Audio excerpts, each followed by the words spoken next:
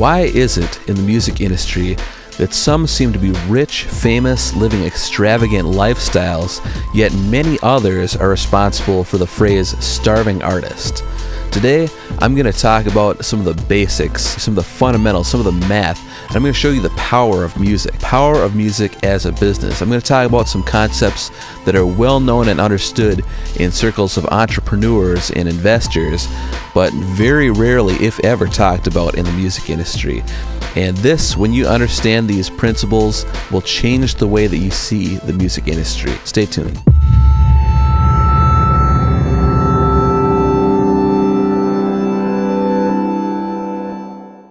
Hey guys, Aaron Geeza here, bringing you the Geeztown perspective.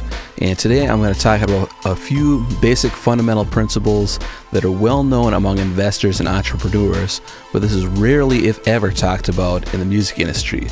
And the concept is pretty simple, but I think if you really take hold of this can change everything for you. This can change the way you see the music industry. This can give you hope. And honestly, this is the difference between superstars and the local no-name musician that no one's ever heard of. All right. And so I'm just going to use a few rough drawings of graphs that I made to help illustrate this. But the concept is active income versus passive income. So active income, as you can see, the line is just linear, all right? You have to actively do something to make money. You have to actively put your time in. The more time you put in, the more money you make. The less time you put in, the less money you make. It's all dependent on you actively doing something, right? You work a job, you get a paycheck. Pretty basic. That's the most common way to create income, all right?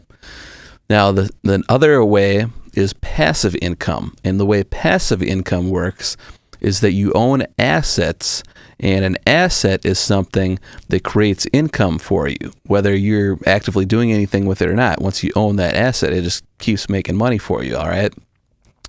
So, some obvious examples are stock market, real estate, things like that.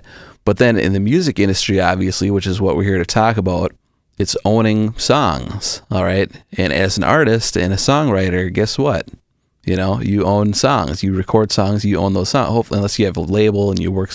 The business can get a little more complicated. I'm not going to get into all that today, though. I'm just going to talk about this principle of passive income and how to create it in the music industry. All right, because think back, a couple hundred years ago, right? In the music industry, the only way for someone to hear your song is if you physically play it live for them. And there's a limit to how many people you can physically play live to, all right? Now, on the other hand, fast forward to today, where we have technology, we have recorded music. You make a recording one time. You play that song, get a good take, all that stuff, make it a good recording.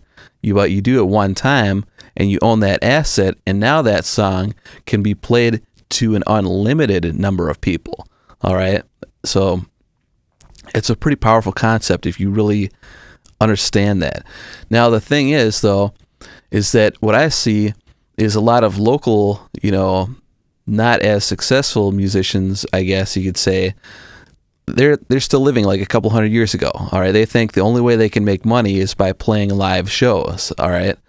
And that thought process is reflected in their behavior. All right, all they care about is their guarantee at their show. When it comes to recording, they don't really care. They just want to put as little time and effort and money into it as possible.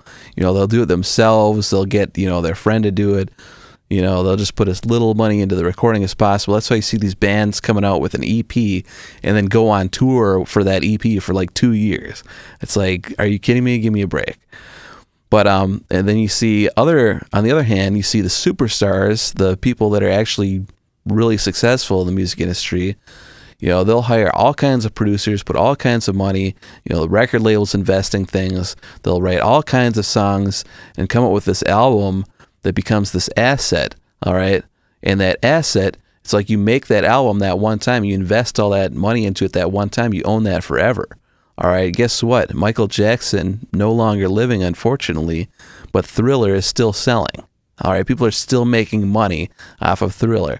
If all he was trying to do is play shows and get guarantees and make money that way, there's no possible way he could still be making, or anyone could still be making money off of him. If that was all he did, is just play live, right?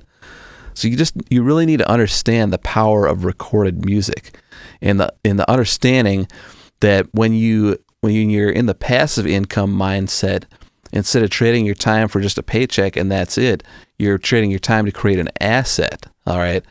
And just like the stock market or real estate or anything else, there's going to be some assets that are more valuable than others, that create more income than others. All right. If you own the rights to Billie Jean by Michael Jackson, you're probably going to be doing a lot better than if you own the rights to some no-name song by some no-name band that no one cares about, right? So the idea then becomes, when you start to understand this concept, your goals change to, how can I write a song that's going to be a valuable asset, that's going to withstand the test of time, that's going to reach lots of people? How can I do that? When you start thinking in those kinds of terms, instead of just, let's hurry up and record this album, spend as little money as possible so we can just go on tour, you change your mindset to thinking, to realizing how valuable these recordings can be if you put the time and effort into them. And you do that and you create a lot of them, and that's what helps you become a superstar. And that's really, and there's a lot of people, a lot of famous musicians that don't necessarily have one huge song or one huge album. I mean, the Beatles, as popular as they are, Michael Jackson still had the best-selling album. The Beatles just had a lot of albums and a lot of songs that were all really good.